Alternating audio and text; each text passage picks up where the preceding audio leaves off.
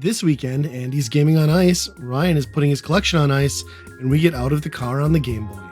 I'm Ryan, I'm Andy. and this is Weekend Rental, episode 196.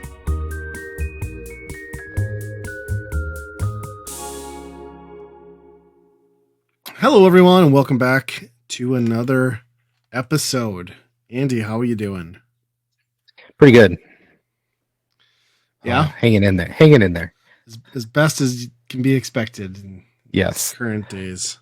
Yes. Yes. So, Yeah. we were just having a rant,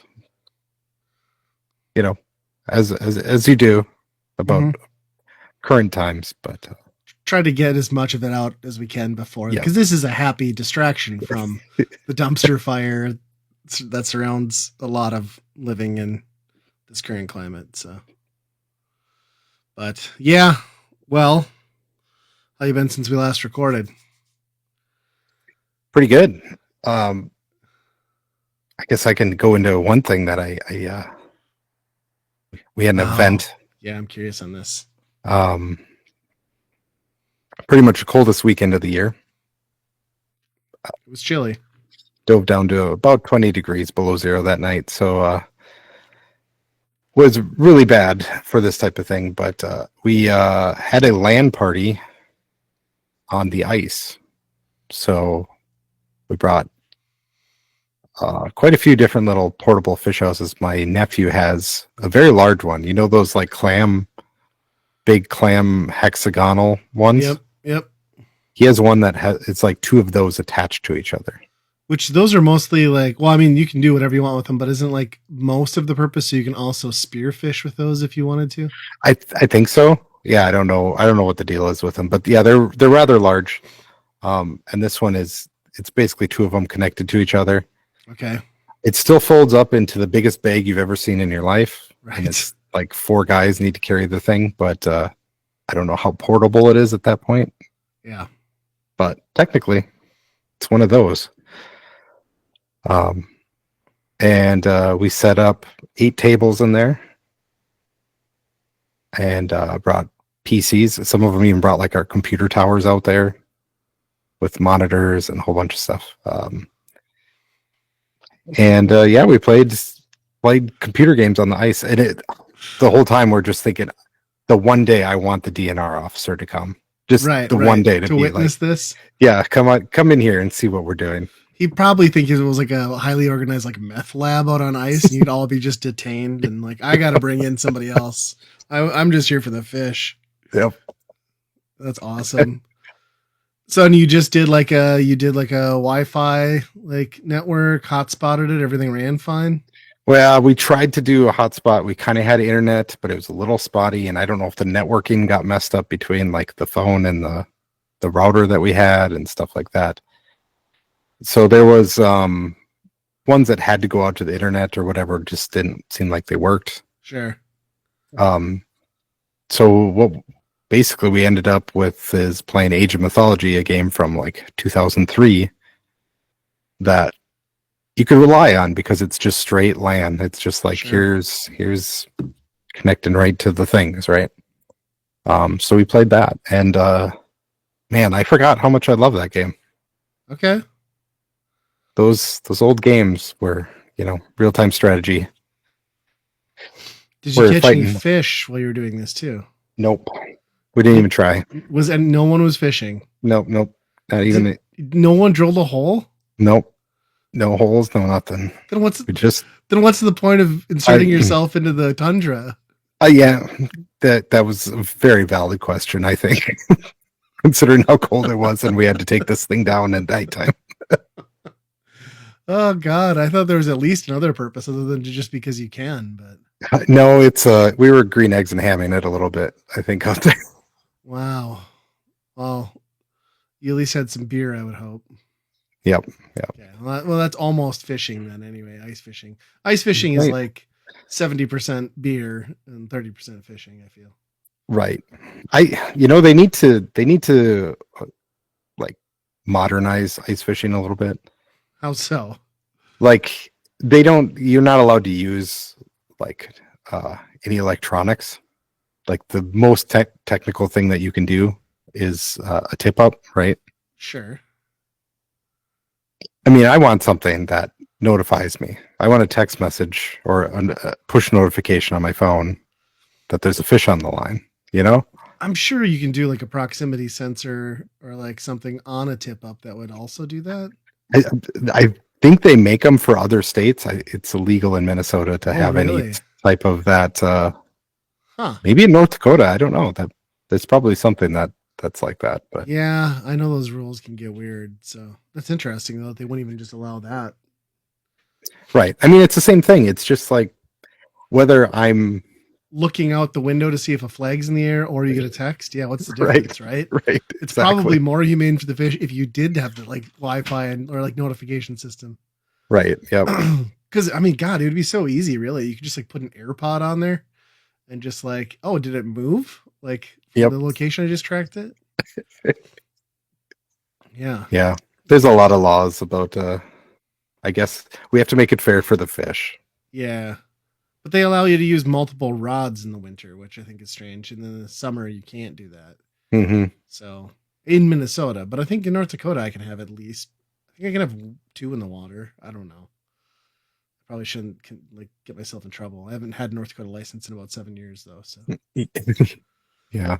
so I was the lake you guys went on like at least close to your place? So you weren't like driving all over or? a little bit. It's by my sister's place, which to get down to where we were at it's kind of like a goat trail Oh, down to okay.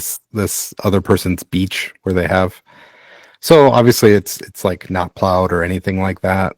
Uh, So it was a little hairy to get down there if you don't have a truck. yeah. And But if you're hauling full PC boxes and stuff, yeah. like not great. Yeah, we had to go back and forth like 3 or 4 times. So Just what was the consensus then? Was it worth the effort, or will you guys next time just keep your LAN parties indoors? so I think it's a group split. I think one of them I think most of us were like it was fun to do it once, Sure. like to say that you did it. But then there's a sub segment that's saying next year we're going to do that, you know. Well, can I suggest Maplewood State Park has those 3 cabins that have heat. You can rent them out for eighty Just do dollars a that. night, Yeah. and there's like you can sleep like 8 people or six or I think 6 people in those things each one. Like you could totally, they're all close together. You could still technically be out in nature and it'd be a hell of a lot easier. Yeah, so I think a lot of this revolves around my one nephew who's very much into the gear of this. Sure. Like he's the one that has these fancy portables. So he's very much into using like he gets excited about using his gear Okay. for this type of thing because I also work at a place that makes like really extremely fancy Yeah, I forgot about that. like ice houses. So I could rent those and bring or just borrow them from work and take them out there. But I Yeah. think that would be defeating the purpose of what Of he what the wanted this vision for. is. Yeah. Okay. Interesting. Interesting.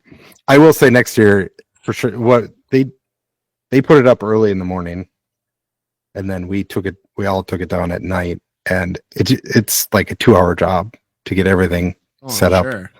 So at that point, it wasn't worth that. Like if you were going to do the same thing again, you got to put it up the day before and then take it off the day after. Because what's the Yeah, point that of makes sense. only a few hours out there when you have to put it up and take it down? Yeah, I could see that. Well, interesting. I mean, I guess it's one of those things. At least you can say you did it. Yeah. I hope there were a lot of social media posts among the group. Yeah, there was a few photos back and forth. Yeah, just to see. I mean, you had to take some photos of how many. It looked like an underground, like a government like setup that they were like just setting up on the jungle This is or like an something like that. You know? case Yeah. where they're just like, we saw a chupacabra. Like, here's the base of operations. Yeah. I could totally see that. It's funny. Pretty warm though. You guys had like a good setup of like heaters and stuff. Yeah, he's got a crazy diesel thing that pumps air in like crazy, And you were running a generator, I assume, to power all the PCs. Yep. Which that was crazy too. How many like extension cords and like that's the other thing. Like if any DNR guy saw all the cords coming out and around, he would have certainly stopped by. But Nice, that's wild, fun. yeah, Well, I didn't do anything that crazy since the last episode. Well, I guess we could talk about. We hopped on to a game. Yeah. With Chris and Fraser from the R3 podcast. I don't think we've all gotten together as a group and played an online game before, but we did some Sea of Thieves, which was fun. I mean, that's a fun game when you got a group that's just like willing to like jump in and go for stuff. And those guys being pretty new pirates in the game. Well, I think Chris said he'd played, but yeah, we were getting through missions just fine. It's just we ran into that like rash of like asshole players in your game world where like everything was getting sabotaged, and then they're extremely bloodthirsty for Canadians. I didn't picture Canadians as a conquering nation, but once they got a taste of like PvP, they're like, no, we're just here to hunt down other players, which I had fun playing, but we sucked at chasing other players. None of us in that game session are skilled enough or veteran enough with that game to be even a remote threat to anyone who's a more competent human being in that. Plus that, I don't know, like I'd never played the Galleon before. And that Galleon ship, even with 4 players, is just too much to manage. There's too much ship, there's too many roles, too many sails. Like I don't like it. Like I think I prefer either the sloop or the mid one, which I can't remember the name of that. Yeah, I think I'm with you too, because it seemed like, well, obviously it doesn't turn. It doesn't like handle very well, right? Right. And yeah, we were chasing just a couple of dudes on a small boat and they were just going wherever the hell they wanted to. And we were Yeah. Yeah, and we got close, but like the sloop is so much faster against the wind, and you only have X amount of seconds, like where crossing paths that you can get a few shots off anyway. So it just felt like a losing battle. And then, I mean, we did have some fun. I think we finally like broke up that like fight between the skeleton boat, the skeleton galleon, and the other player. I think that was after Fraser had to drop. We have my buddy Tom jump in, and that was good. That felt satisfying. Yeah, that was fun. Yep. To finally pull one out, but yeah. Again, I love the gameplay loop in that game because it's just like it's such a simple game and like such basic mechanics, but just the way everything can go so sideways so quick is kind of what makes the game interesting, I think. Yeah, I kind of did a 180 on this game because originally I played by myself for the most part, and it's if you're just playing by yourself, there's some good experiences in that, but for the most part, it's people attacking you and taking advantage of you. And then also like if you're left to your own device, there's not really much for progression, obviously, because it's just cosmetic stuff that you're getting. Yeah. But as a social thing, where it's just basically a chat room like that, yeah, it's probably one of the best ones that you could possibly find out there. Yeah, and there's just like some classic moments of like us spending 20 minutes trying to put a ship out while we're all just constantly setting each other back on fire. And like we're like the most incompetent fire crew ever. Yep. It was I agree with you. Like it's a game that needs people. I've really grown to love it. I think there's a lot there. My biggest complaint is still that it's just like a minimum of an hour of your time to accomplish the most basic thing, because you have to get your ship in, you have to get it prepared, and then. But aside from that, super fun. We'll have to do it again sometime. Mm-hmm. Yeah, I'd be for that. Yeah, I was surprised how much I enjoyed it so much more this time than when I played it years ago. Also, there's a lot cooler stuff in there than I think originally was in there. Maybe, I don't know. Yeah. I never knew the base game. I mean, I remember reading reviews and watching some Let's Plays, but yeah, I think there's enough in there now. It's fun. Mm-hmm. They were talking about Marvel Rivals too, which I did install. I It was pitched to me as Overwatch with Marvel characters, and I was like, okay, that could be good. So it's I did free. play with that. And yeah, that's tough. Like I played Overwatch very little. Okay. So like once you get into those games and everybody is like, I'm the tank, I'm the healer, all those, just like playing the roles and everything, it's tough to just Solo it, right? right. Yeah. Yeah. And I played with a group that I knew for a little bit, but they were just so much better at their roles and stuff like that. And um, just having cooldowns on all your different things while in a fast-paced action game, it's too much. I'm too much of an old man to keep up with that, I think. Yeah. Well, and I was hardcore into Overwatch up until I think where they ruined it with like the like ranked stuff, and like they started tearing the game apart there and then rebalancing stuff, and I was really into it, but yeah, it's all so dependent on having a good group and then just not playing the blame game. Like I ended up into so many like things where people just like freak out because you didn't play this right or you picked the wrong fucking character, and it's just like fuck off. Like that's not what I'm here for. Like this is a video game. Who cares? Right, and that's kind of you do end up feeling that way because after every round, you're just like looking at the things, and you're just like, this is I didn't help anything on this round, Yeah. Yeah, I'll check it out, but I could see maybe that not having lasting appeal. I feel like even Overwatch lost its charm, but yeah, I mean, it's free. That helps. It's incredibly polished. I can't believe Oh, really?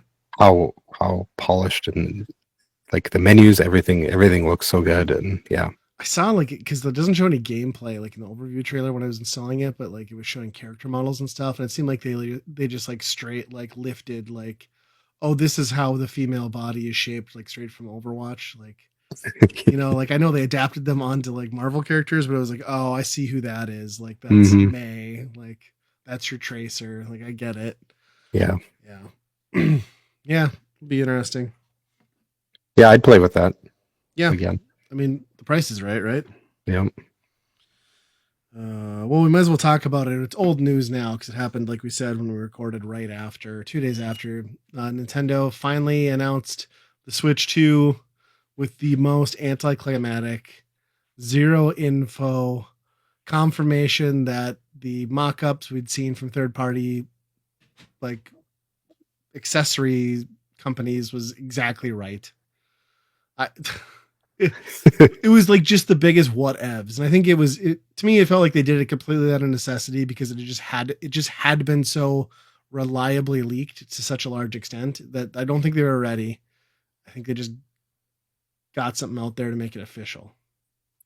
Yeah, I get, but what does that serve either? Like if the people that, I mean, if it the investors love it. Yeah. I mean, their stocks tanked. So. Oh, really? I didn't know that. Oh, yeah, it went down. Turns out if you don't put like a hard release date and a MSRP, it's hard to judge what projected profits will be. So. Well, it's hard to put an MSRP when got some tariffs on some semiconductors. Well, yeah, it depends on the region you're going to live in. Yeah. Yeah. Yeah, I don't know. Were you shocked by any of it, or just kind of like fine? No, the only thing that was like that piqued my interest is they definitely were like, these things are mice too. Like, yeah, it seemed like they were showing that, right? But what are you going to use that for? I mean, I guess if first-person shooters, like if those devs are going to put the effort into like having a mouse control option, but Nintendo's probably not going to use. Well, maybe they will for Splatoon, but like, is anybody else going to port the next Call of Duty and make that a functional thing? I doubt it. I don't know. I want it. Whatever. This is what most people have wanted, right? Was like just a straight proper update to the thing that they like finally nailed. What I'm hesitant about though is like Nintendo doesn't do well when they do the safe bet. When they do the logical thing, it seems to be when they lose interest at large, which is weird, but I hope that's not the case. But I think it's close enough to the old hardware that there's probably is going to be some of that, DS, 3DS bleed over where it's just like, why do I need the new thing? Because Yeah. it's mostly the same for now. Like I'll just hold. It might be a slow adopt. Maybe I'm crazy and I'm wrong, but I think there's a good portion of legacy Switch owners that saw their dreams fulfilled with the Steam Deck or the 4 or 5 other solid variations out there. And that's not the majority. Let's say that's like 20%, 30% at max of those people. And then there's going to be, you know, another 20% of the remaining group that are your hardcore dedicated Nintendo fan base. But then because Nintendo Switch is just such a ubiquitous, like, kid family console, like that main demographic there that's not the core gamer isn't probably going to jump on it. Not right away. No, probably not. And don't get me wrong, it's going to sell like gangbusters. This is going to be a smash regardless. Yeah. Counterpoint, yeah. Mario Kart. Like, right, yeah. Lead with the thing that we've wanted. Stop selling us Mario Kart 8 already. It's been a decade. Come on. The fact that Mario Kart has the adoption rate, like, it's insane, right? I don't know what it is on 8. It's like almost every single Switch has a Mario Kart 8 copy. Yep. So if they put a new one out and it's only for that, it might not be a reason to get a new one, but it's going to be one that sells every time that a new one sells, right? You would have to think so. Yeah. That's a good one to lead with. I think if they also announce like, hey, the next 3D Mario is coming on this, they give like Tears of the Kingdom enhanced or whatever they want to call it. I think that will be huge. Yeah, they don't have to do a lot out the get-go, knowing that we already have Mario Kart there.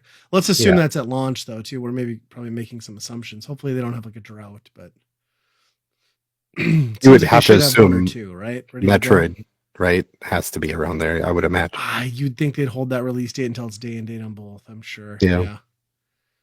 And then like projected release date is possibly as early as June. I don't know. It seems like a weird time to release a console, but maybe. Mm-hmm. And then price leaks have been anywhere again between the 400 and 500, which I don't think it's going to matter. I think 500 is a harder sell, but I think 400 makes some sense too. If it's less than that, fantastic. But I'm not really worried about price, I guess. It's hard to picture any new consoles being in the 300s anymore. It is. Yeah. Yeah, I'm curious to know more on what was it? They teased Direct in April? Something like that, yeah. And then a bunch of events after that, yeah. Yeah. So that'll be the one to watch. Again, like I've said, I'm pretty excited about this. I plan to make this probably one of the only consoles, the only console I think I bought day and date. So if I can make it happen. Yeah. The only thing that I was trying to think of, like, they say this is like a PlayStation 4, right? It's about as far, not a Pro, PS4 Pro. I don't know. Yeah. It's somewhere in between there. Sure. I don't know if that's farther behind than where we are now than when the Switch was to when that launched, where that could really set it back some more. I don't know. Yeah. I feel like the high end of like what PC and stuff is getting to, and then the amount of stuff that's just hampered because of the X and S transparency. I don't know if it'll be that bad. I think it'll probably just be like, the lower res texture packs on some of this stuff. Yeah. I feel like the Switch was further behind than this will be. But yeah, probably not by much, not as much as I'm thinking. Yeah. Yeah, I don't know. The Switch was just like that chipset on the Switch was just already old when it was for sure. Yeah. I guess it'll be like what they can do with the custom architecture. Like what can they actually pull off stat wise with this thing? Yeah, because they always make their own stuff look great for the most part. So I think a lot of it will probably come down to like how cool they can keep the internals while still keeping it compact. Because you get it on the dock, whatever, you can boost power and have another fan going through it, which always kind of blew my mind that the Nintendo Switch dock didn't have like a secondary fan also to just airflow. Yeah, maybe they will on this one. if they're going to push 4K like they're talking, they might. But. Yeah. What do you think the USB on the top would be for? I think it's convenience. Yeah. I really do. I think it's to give you a better way to, because if you're on the couch, if you're got the airplane tray out, that cord on the bottom sucks. So I'm hoping it will charge through both. But then you'd also think like with that combo, you could have, if like you said, if the Joy-Cons are also mice, can you then also use one of them as a mouse and have a keyboard out the bottom USB-C and still be charging out the top? Is it going to allow you to charge it plus get some of those new big screen glasses that are kind of like becoming popular and output to that? Can that USB-C output? We don't know. It'll be interesting. That's a good point. Yeah. Which, speaking of that, dual monitors. Yeah, there you go. Somebody did. It's a DS. That'd be amazing. You just stack two switches, two switch twos, so it's technically four, right? I saw somebody did a mod with the Steam Deck when they made the Steam block. Did you see this at all? No, I don't think so. Yeah, a modder was just like, I don't like playing games in handheld. Like, I bought the Steam Deck because I wanted something portable on the go, but like it's too big to really fit in your pocket. So you basically just like tore it all off, tore anything you didn't need, got it down to a little nice 3D printed case about yay big, and then has it paired with like a controller and then again those glasses. So he really got it down to like an external hard drive size. Wow. Which is pretty cool. I mean, to me, you're throwing away a lot of valuable bits of what the Steam Deck is, but I get it. I also those type of people, they get their enjoyment out of that more than they probably play in the thing. Right. That's very true. I just thought that was a really cool concept, though. Yeah.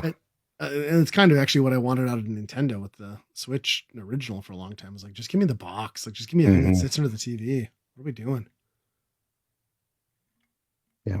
PS Vita did it. How long ago? You can do it too. Yeah, which Sony miraculously just like pushed out and immediately like didn't support and discontinued. Like that made no sense. That I've still got one somewhere, but yeah, PlayStation TV. So Lethal Company, you back at that with mods? What do you got for mods? Yeah, so Group with the Family has been still playing that, but we're getting to the point where you kind of need to spice it up a little bit because the developer has kind of, I don't know. He is one guy, had a massive success of a game, and like is kind of just like, well, I'm going to go work on this other thing now. And it's like, it's his prerogative to do that stuff, but it's just wild that you set up a game that almost seems like a live service game with a lot of updates and then just be like, nah, I'm done, Sure. Meanwhile, like Stardew Valley, the guy is still adding stuff to it. Stardew Valley is like such an extreme example. Yeah, I can't believe you're still working on that. Yeah. So we dipped into the mods a little bit, which we've kind of done because there's some that we needed before, where you can have more than 4 people in a group, or you can have people join at any moment in the game. But we kind of went just crazy, and there was a mod that basically ported over every Fortnite emote into the game. Because that was helpful. Why? It's I don't know. The original game comes with 4 emotes, so now all of a sudden, does this include like the dancing? So you're like flossing in outer space now too? Yep. Okay. So and there is progression. You have to buy them. They show up in the computer, and you have to use your credits to buy them. So it's a little bit fun to see, like, because each person has their own little store and have different emotes available then. But they take it a step further than Fortnite, where they allow you to do it all the time. So an emote will just keep happening over just constantly. Even while you're moving? Right. It allows you to move, and then it allows you to go into first person mode and then also like play the game then too. So you're picking up stuff and everything, and all while everybody is just in their emote. So it's just The like whole limbs game. flailing everywhere in ways that don't make sense. Nice. So, and you can sync up to the person next to you. So you could have, we had like 6 people doing the chicken dance. It's all in exactly the same sync. It's amazing. If you have a really choreographed dance, it's pretty good to get in the line and just watch all your Lethal Company guys just do it. You jump out the ship and you're all just dancing all in a line toward the thing. I like how you preface this with like you guys were getting bored with the current content. So I'm thinking like, okay, you got like nightmare mode, like new custom levels, and you're like, no, what fixed this for us was we could all chicken dance in unison. Like that's all this game needed. Yep. That was, we did add a couple other things. That was like the main thing. I mean, when you're talking about a game that has monsters in the dark and you just see things down the hallways and stuff kind of scare you. Yeah. It adds a whole other thing when you see another guy dancing in the facility. You know, you're like, oh, what is that? Oh, okay, it's you. It's a little unsettling. I can see that. Also, there's one enemy in the game called a mask, and it's basically just, it looks like you, except it has like a theater mask on you, and it chases after you. Okay. This mod also randomly lets them emote. Okay. So I died, so I'm watching my one nephew, and then this mask guy comes out, and my nephew hits him with a shovel a couple times, and then the mask backs up and just does the gun show emote, just like flexes in front of him. Okay. And then goes attacks him again, and he ends up killing him. But it's awesome. So that's yeah, it adds a lot more flavor to it. There are a surprising number of custom moons that you can go to and like different interiors, like an office and stuff like that. So there's a lot of work being done in the mod stuff that definitely add new things to it. It's just tough to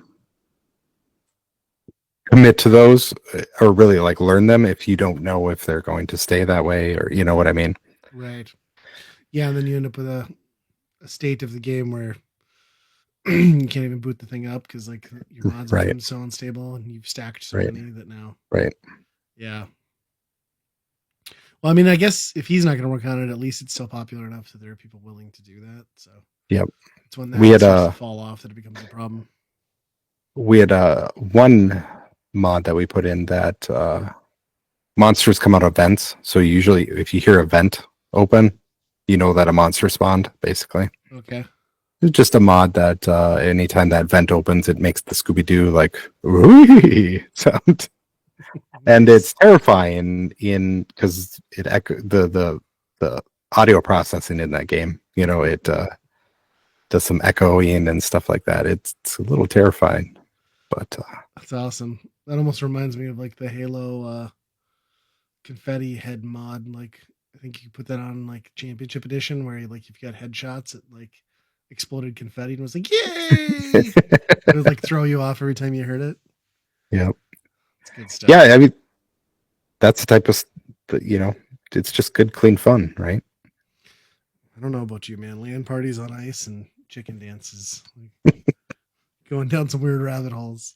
We conga lined in the ship. Naturally. So, yeah. I like it. What do I got? Oh, so that Nosferatu movie that came out over the holidays, kind of out of nowhere. That hit our Plex server. That's like everyone's talking about what a masterpiece this thing is. No, like I'll take my 2.5 hours back, please. Like, I mean, I get it. Like the set pieces, like the capturing the period of like, you know, the London area and like that's all really neat. But there's a lot of not happening in this movie. Like there are times where like nothing really meaningful happens. There's very few jump scares. Dracula has a fucking mustache for some reason that I just like. That's a choice that I can't live with. I'm sorry. Like in no movie has he had like a big, thick, just dry, nasty looking mustache. Well, Vlad the Impaler, isn't he who Dracula's based on? He had a mustache. Do we know that for sure? Probably, I guess. I don't know. I don't know. I didn't care for that choice. I thought it was fine. Like, you know where it's going. I mean, you know the story already. It's just like it's so drawn out and just like uneventful for the most part. And for whatever reason, they made the choice that like Dracula doesn't bite people in the neck, like he just sucks blood from their chest. Which okay, I guess it's closer to the heart, but I think it'd be kind of hard to bite through a sternum when maybe you could just fucking go for the jugular. But what do I know? I'm not a vampire, so. I mean, when you tell me like a director is like, I'm remaking a movie from the 20s that is, you know, one of those that you watch in film school, right? Like it, you know, it's going to just be an art house type thing, right? Like, yeah, it's going to be kind of pretentious. Yeah, and I haven't seen it, but that's what I got out of the situation. Yeah, that's kind of how I felt. It's just, it's fine. It's serviceable, I guess. I would just choose not to watch it again ever, and kind of wish I hadn't just sat through it the first time. I just kept waiting for it to like. It's so, you know, anytime you get like 2.5 hours in a movie like that, like you're waiting for it to get either just like really engaging or like really like brutal and graphic, and it just kind of like it just fucks around with like some dumb mind game stuff, and I don't know. Maybe it's just me. Maybe I'm not the right guy. I watch a lot of horror though, and that is not in my vein. Like I didn't care for it. So one of his other horror movies was the Vivitch. Or did you see that one? I don't know if I did. Doesn't sound familiar. And that one is it's the same way. It seemed like it was going to be like a straight up like, oh, this is going to be a scary horror type thing maybe, and it kind of drained into like a more of an arty, I don't know, it dragged out quite a bit compared to what it is. And I still like that, the Vitch. I don't know how you're supposed to say it. It's just, it looks like witch, but it's just 2 V's instead of a W. But okay, I might have seen that actually. It's the goat in the end, the evil goat. That's what this movie needed, was an M. Night Shyamalan like twist or something. Yeah. It wasn't even a vampire at all, you know. It was a joke. It's like don't like ignore the man behind the giant curtain sort of thing. That's what I needed. Yeah, I don't know. I'm probably being a little critical on it, but I was so disappointed because I had such high hopes based on like everything I'd heard, and I'm good. Yeah, he seems like everything he does is a little bit more shooting for the art crowd. Yeah. It did come off like that. Well, if you don't have any other topics, I just had one last one because I wanted your thoughts on this. Mm-hmm. So, given everything that's going on and just like where I'm at with my collecting and thing, I've been thinking very seriously about like maybe it just goes, right? Like maybe it just goes. Like, the majority of it, it's nice wall decoration that at some point I'm going to have to move, but so what do you think are my options? Auction would be the easiest, but I'm going to leave the most on the table.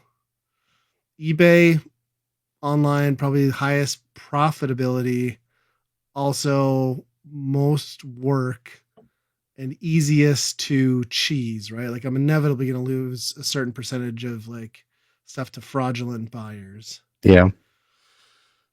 And I can't just take it to a game store because I would throw up with what they would offer me. Mm-hmm. And I also, because I love it all, don't want to be the guy standing there having to haggle with some fuckbag who wants to hit me like 1/10 of street value. Yeah. So what is my out here? Like, what do you do with a collection this size to thin like 80% of it out? Do I go to a convention and get a table? Is that the best? Yeah, you know, the amount that you have probably would be about the size of a table, right? Yeah. Yeah, easily I could fill a booth. But even then, I feel like you see at the end of the cons, like how much is left at some of those places too, you know? Yeah, unless you're gonna be the guy who like does the fire sale thing, right? But like Yeah, that's so but you don't want to difficult do too. that too early, because Right. then Yeah, because I'm just thinking like, God, I got stuff. I mean, for me to even figure out like how much some of this stuff is worth because I haven't kept up with prices would be nuts. But hmm I just yeah, like, I haven't either because I'm even interested to know if like some of the older stuff is it's probably still worth the same amount, but I wonder if like the volume of sales is probably a lot lower. it's gotta be.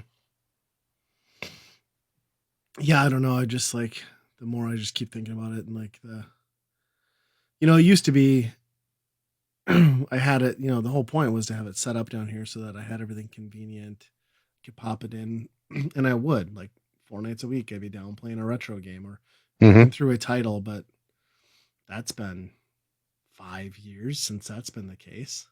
Yep. And I rearranged and took out virtually every console. The only retro console I have in this game room hooked up right now is my NES AVS, but I don't even do that because if I'm going to play a game, I'll just emulate it.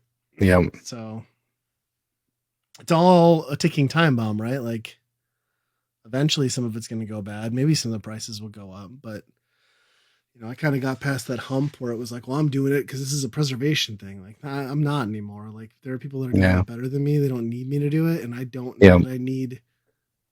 I don't know that I need this much of my house dedicated to it. And I could put it all in totes, and I could throw it in storage. And I've got several of those from a few years back around the pandemic that I did like as a first attempt. I was like, would I miss these if I put them away? And the answer was no.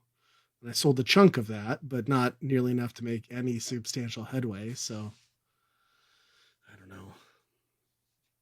What I'm trying to say is maybe you and I next year at MGC just get a Yep. booth. Because we've done everything else, right? We've done the friends trip, we've done the drunken friends trip, we've done the Yeah. responsible We haven't family done trips. We've never yeah, we haven't done sold. the vendor. Yeah. Yeah. That's true. Yeah, and I'm kind of I'm in the same spot too, because it's like I moved and all of that stuff has not come out really, you And then know? you just find that you don't miss it, do you? It's Yeah. like, I mean, once it's out of sight, like it doesn't change the fact that I love the hobby and I love the games and the experiences, but it does make me think like I just don't need to physically have it. And a lot of my justification was just like fear of being able to play this stuff, especially once we were getting into the disc based things. But now that we're hmm seeing, Saturn emulation get good and like I'm less concerned about that. Yeah. It's better than ever. So yeah, I think it's time. Yeah, I mean if you don't enjoy, especially if it's not a like the decor that you want either at that point, because I think that's some of it too. Yeah, I mean, I used to think this is really cool. Now I'm just kind of like, I still think it's really cool, but I Yeah, understand that maybe I don't need to dedicate this much square footage of my house to it. I have a man cave garage, and that's probably good enough. sure. Yeah, do you have an idea of what you really want to use the space for? No, just not this. Yeah. And well, I don't know that we'll stay here too. Like, or if we'll end up moving, so it's like I don't want to move all hmm this shit.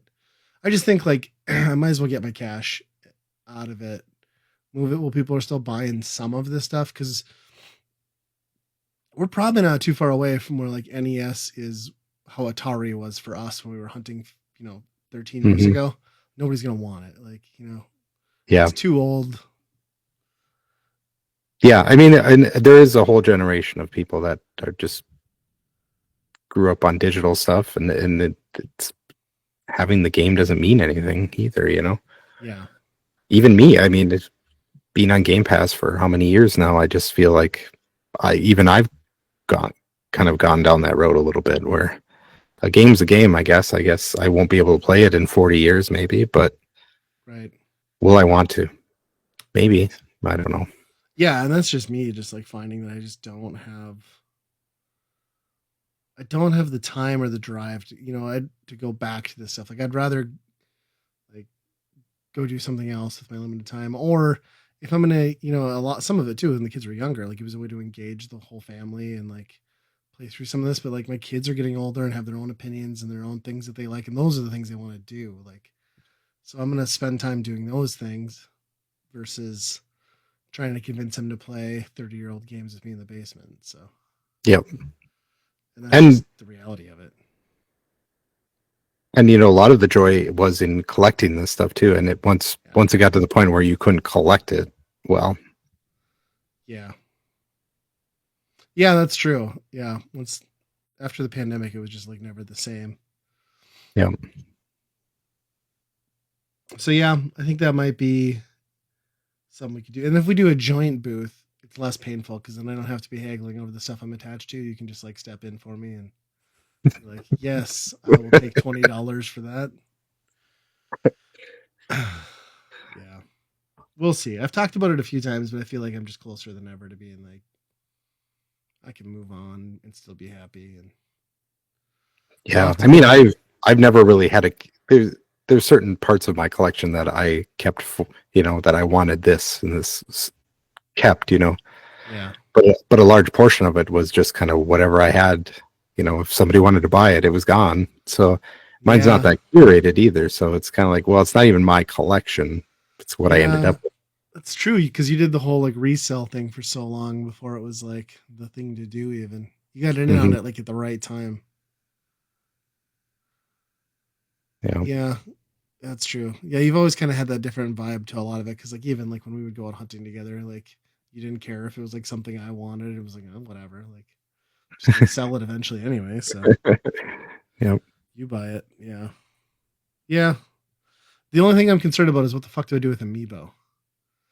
Because I don't know that I want to. I don't think I want to keep them, and I don't know that they resell for shit. So I also don't want to get rid of Mm. them, but I just don't want to store them. Like there's just so many boxes I would need to keep, but I haven't thought about Amiibo in a long time in that regard because like there can't be that much demand, right? Especially for some of it. Like yeah, I feel like if you were who's the just people, getting into it, right? right, and if you're the people that wanted them, you've kept up on it and you've got them, right? Like you're not, Yeah. and I have got like the early lines and stuff, with the Smash, so it's like I don't think anybody's after that. There's probably ones that were not printed that much. There were some rarer ones for sure, but yeah, I bet there's a lot of them that are just like, so can you even get the money that you paid for them out of them? I don't even Right. know. Yeah, once they hit that price point of like $15 or $16 for a while, it was like nuts. Because one thing, like I swear they were like $12 when they first came out, and then it just kept creeping closer, like 20, and some of them did get over that. But Yeah. yeah, and that's just the thing with my collection that I have so much of, like just boxes and boxes of like memorabilia and like tchotchkes and like oh god, like that stuff's cool, but who the hell is gonna buy that off me? And Yeah. what is it worth? And do you even haul it to a thing? I don't know. It's so much of it is decor, right? Right. And the people that are into a lot of that stuff are kind of our age and they've had that decor up now. Yeah. Yeah, and there's just to me at this point, there's just like I don't know that I need to wear that on my sleeve anymore. You know what I mean? Like, yes, still and always will be a part of my life, but I don't know that I need to. Like, I even quit wearing game shirts a few years ago. I was just like, I don't. Yeah. I'm not gonna do this anymore. Like, Yeah. my wife always makes fun of me too because like I just have like I don't know 30 plain black t-shirts and that's all I wear. So I give zero shits. Yeah, Well, no. I definitely have a limited run collection that I Oh would love to god. get rid of. Do you know how much money you would make out of that? Like it'd be ridiculous. I don't know. I don't know. Some of those probably I bet I can't get in the money I paid for them back. I don't know. But you're gonna have some because you got them from day one. I bet your first year's worth of prints you could Maybe. make a killing on. I think I'll get all my money back. I just per title, I don't think I'll get my money Yeah. on a lot of them. But I forgot that you had that limited run addiction. Yeah. can't even imagine how much if I stayed up with that. That would have been Oh, now and yeah. You now the couldn't have done release it. schedule. Yeah, no way, no way. There was something I just saw that limited run was putting out. Oh, Yeah, AVGN's doing like an 8-bit version. It's going to be on Yeah. cartridge, but it's exclusively through limited run, which means I'm not going to buy it. So Yeah. I'll find one of those like fucking cheap knockoff companies that just ROM dumps and like sells you the card for $8. Yeah. I saw that there's a new Raiden game too Oh, that really? they're putting out through limited run, and I'm like, not doing it. I think, what did I see? Is it Songbird Games is doing a new batch of Atari cards? Oh, And that I think goes up for pre-order on the 30th. So I'll probably buy that, which makes a lot of sense as I'm talking about thinning that's what out. you're talking about. Yeah. But just like that, because that's one I'm never going to ever get Yeah. at the price it goes for. And it'd be cool to play. But See, that part I would struggle watching you get rid of that, because it is such a, there was a lot of effort that got put into that collection. yeah, I don't know that I could part with it, to be honest. Yeah. There's and it's so rare already, and it's such a conversation piece anyway, to be like, it's become so valuable though. Like it's worth so much more money than I put into it. Like in recent years, it's gotten stupid. But yeah. Honestly, I don't know that I could get rid of the Jaguar or the Nintendo stuff. Like I think I would keep Nintendo stuff and Jaguar for the most part, because I've got my collections at least on the Wii, GameCube, and the Wii U to where they're mostly just like the core titles. Mm-hmm. I think I could part with Super Nintendo for the most part. Just don't have the nostalgia, but yeah. I don't know. And even if you wanted to keep, the basic ones, right, that they don't take up that much room or whatever. And my childhood games, yeah, like know, even I'm looking at my Genesis and Master System wall of what I kept. I sold off a good portion of it, and I've still got more out in the garage, but. I kept like the 6 or 7 titles that make sense. Like I got the Sonics and Rocket Knight, and I kept Time Soldiers and R-Type on Master System. So it's like you'd have a few of those things.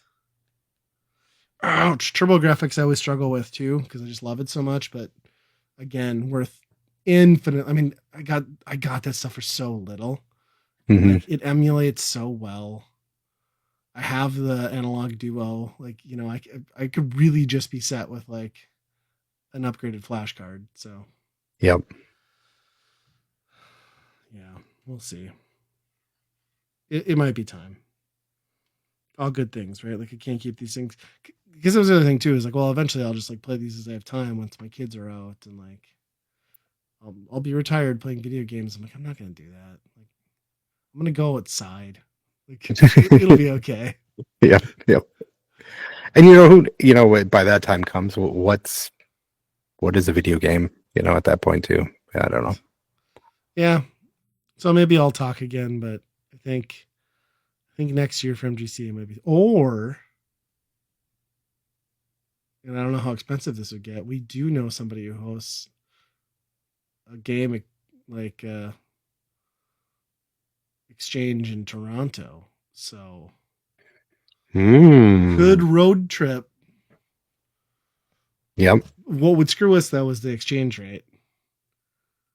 Potentially. And the fact that I'm assuming most Canadian sentiment towards Americans would not be great, but we could throw in some A's, we could be like, hey, I'll take 20 on that one A, you know what I mean? We could make it work. Mask our Americanness. We're about as close. Like, wasn't that the whole thing where they were doing the joke that, we're going to get Canada, but Canada was saying we'll take Minnesota and Dakotas or something like that. I don't know. Well, and we're farther north than like a good Toronto, 40% of the population of Canada anyway, which you never think about, but then you look at the map and you're like, oh yeah, like they live in a way better climate than we do. So we go south to the Toronto. Yeah, we should maybe make it happen. Seriously, consider doing that. That'd be fun. Yeah. Year. Become dirty resellers. Well, should we get to our staff picks? Yeah. I'll just go with mine because it ties into what we just touched on. And I was just going to touch on the Ramble Record Repeat podcast again, since we one, stole this segment from them, and two, they just started putting out new episodes. They've been on a hiatus for quite a while. New episode just went up. They said they're going to try to be more consistent and put one out consistently this year. So I still enjoy listening to those guys and recommend you find Ramble, Record, Repeat on whatever platform you listen to podcasts. So Yeah, and I'd recommend plundering with them on a pirate ship. Yes, if you have a chance. It's a good time. Well, how about you? Oh, mine was a game I got on Steam called Pixicle Cross Adventure. Any guesses on what this is? I have a pretty good indication. This seems like exactly the type of game I would expect you to recommend. Is it Picross by chance? It is Picross. No. Yes. They hit it so well right in the name. The twist with this one is most Picross games are just like, here's a puzzle, dummy, just do it. And then at the end, it's like, oh, it's a flower. Great. Here's another puzzle. It's right. That's all it is. This game, you play as a character, and there's a bad guy who has pixelated all this different stuff in the world, right? So you go around an overview map and walk up to this stuff, do the puzzle, and then the item comes into the world. You've fixed the world. But sometimes there's hidden areas, and there's a little bit of a Metroidvania, a little bit, where you have to solve a puzzle of one thing because you need that item, like a shovel or a key or something like that. Okay. So then you can take that and get to a different area that houses more puzzles. It's kind of interesting. So they gamify the solving into something like a little more interesting than you did it onto the next. Yep.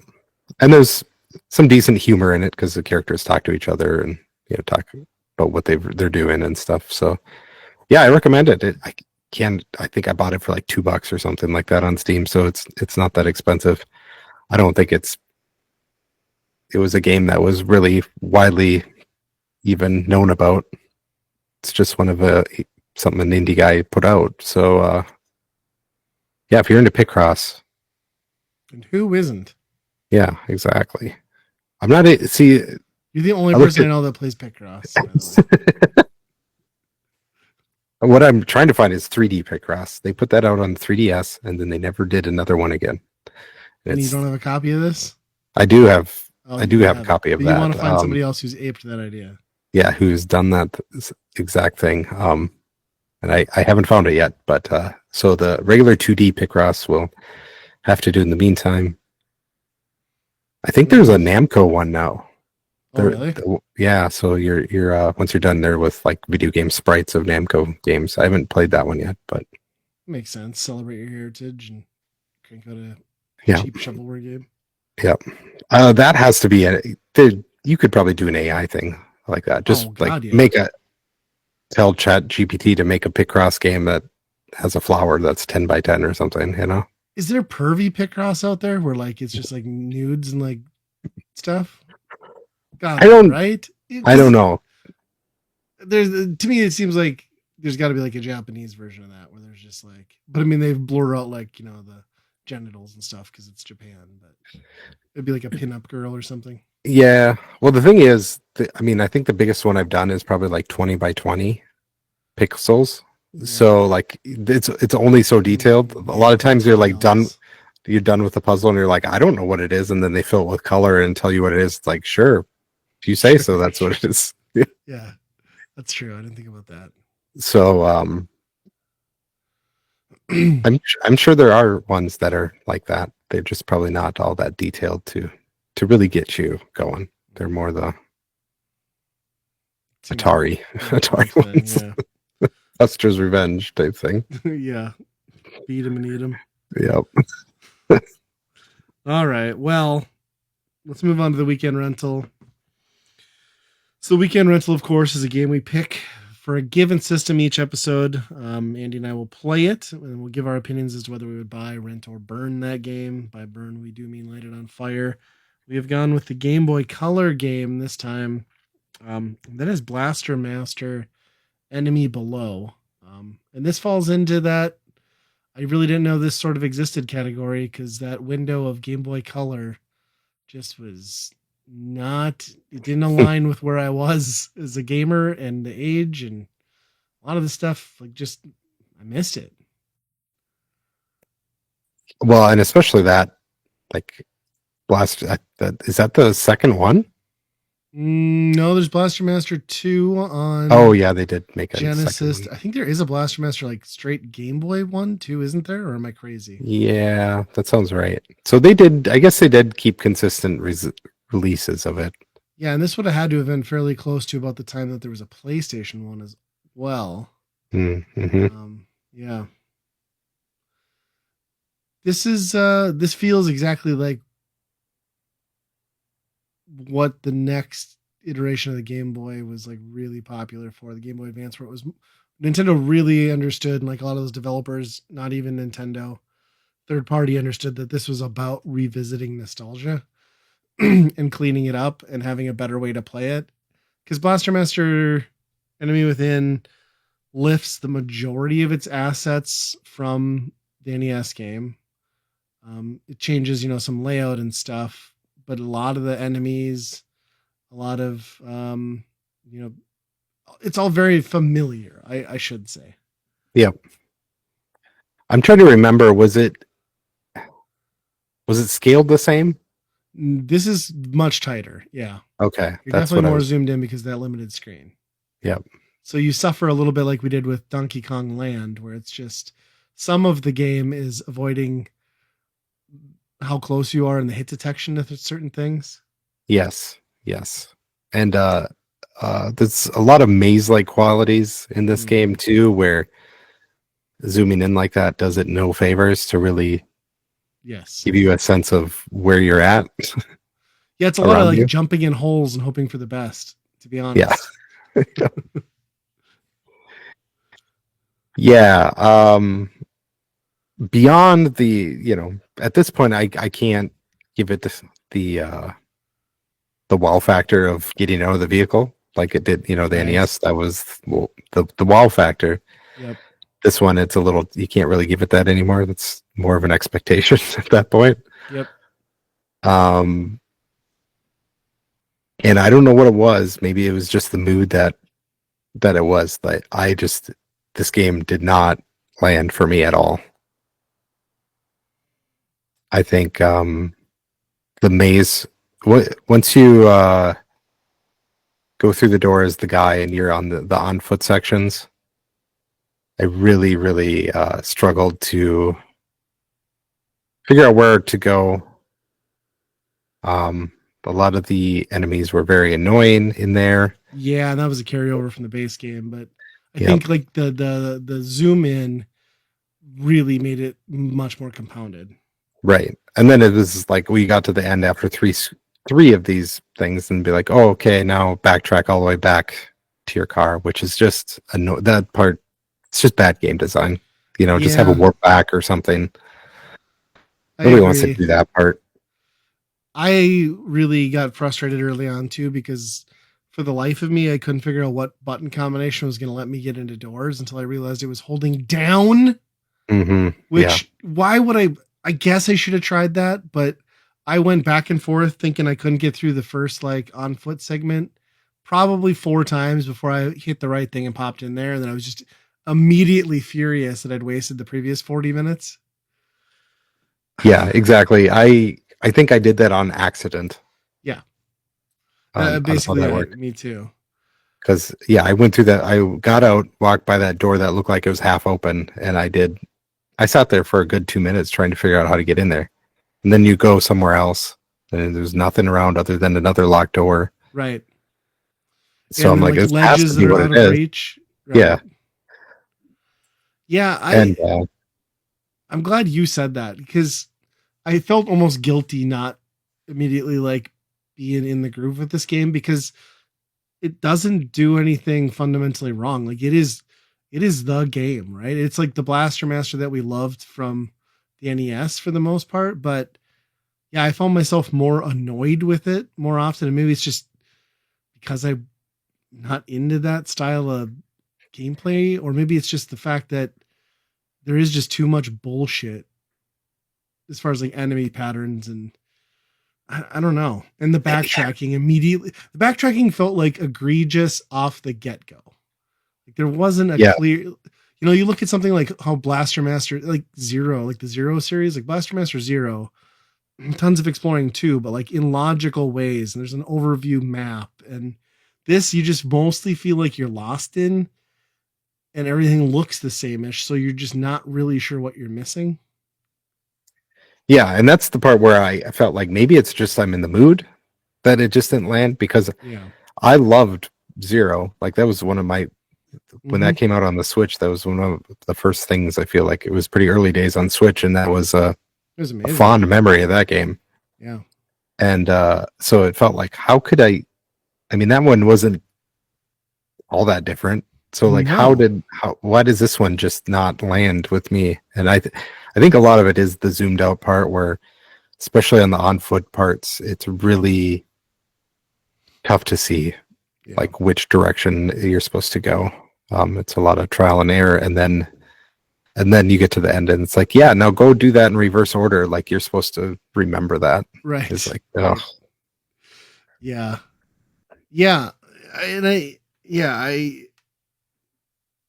don't know. Like, yeah, it just feels nitpicking, and I shouldn't be because it again isn't really different from the main game. But it's just there's a couple quality of life improvement things that you expect with a game like this now that it makes this hard to revisit. But there's nothing fundamentally wrong with it though. I mean, it's got the vibe. The soundtrack's killer. I mean, it controls really well. It's just in an era where we're not conditioned to bullshit. It just gets very frustrating. You know what I mean? And I yeah. think that's like where maybe some of it is like you're saying. It's just like maybe it's the mood we're in now with that, and I think that's probably some of it. I did look it up, and it's interesting to know that this thing came out different timings based on the region, but it came out in 2000, which is Jeez. like that's so far. So the PlayStation game I think has definitely been out by that point. So there'd been another Blaster Master game. You're right Advance was around the out in corner from the '01, game. right? I think so. Yeah. So yeah, the Game Yeah. Boy Advance is basically there. Yeah. Wow.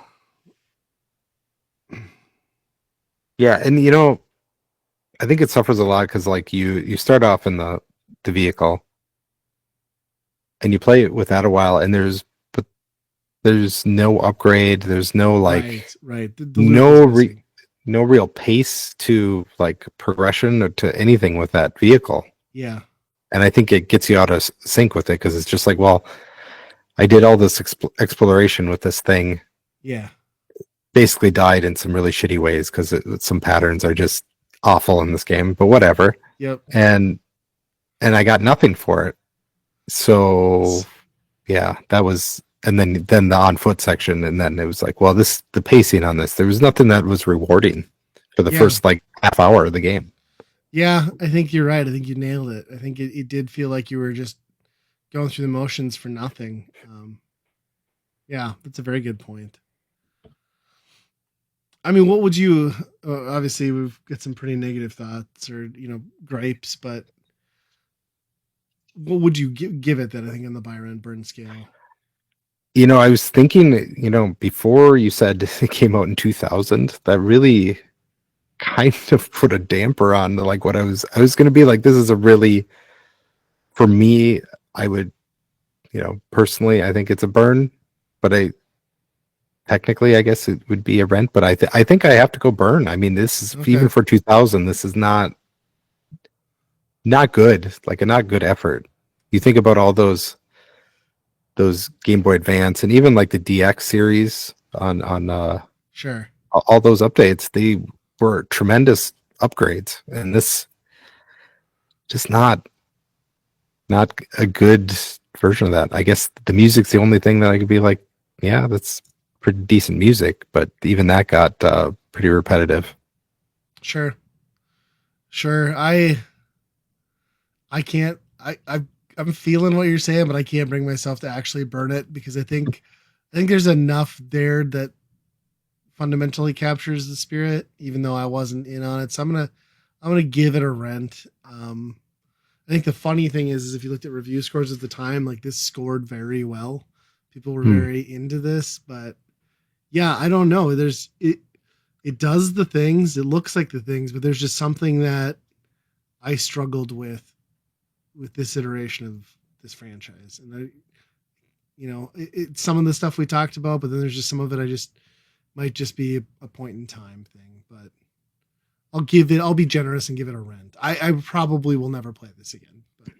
Yeah, I compared it a lot to Zero because I really like that game, and this just falling flat like that, it just was disappointing.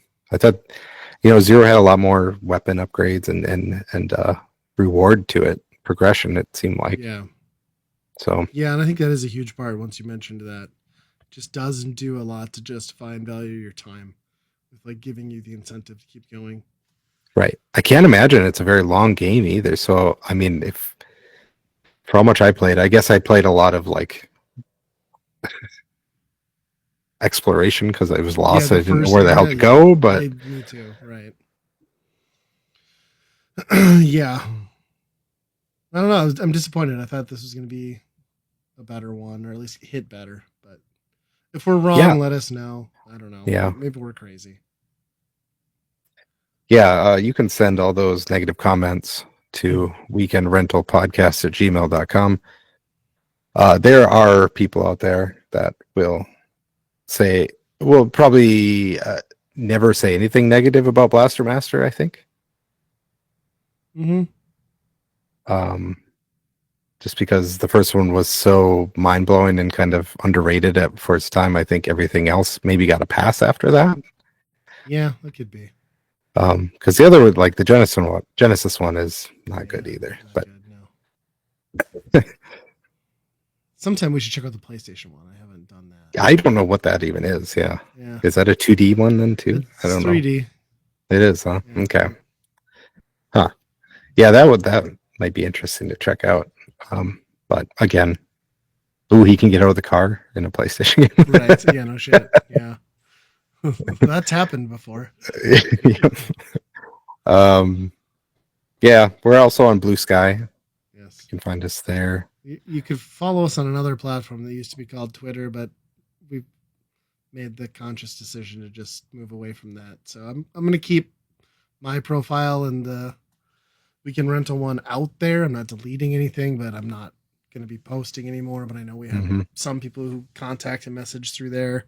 I'll leave them live for that reason. But please encourage you to go over to Blue Sky, and maybe we need to look at, I don't know, what are the kids doing these days? TikTok's out, right? Is Instagram? Do we need to do an Instagram? What is an Instagram? I think Instagram's like for old people now. We're I don't even know. OnlyFans, is that what we need?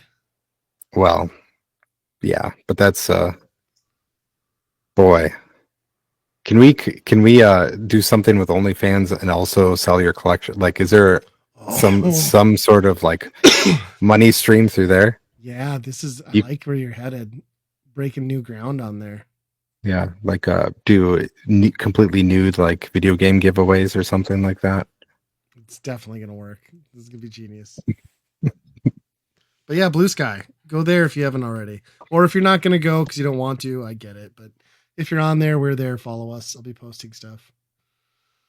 Exactly. Yeah, I think that's gonna do it. Till next time, be kind, rewind. Money.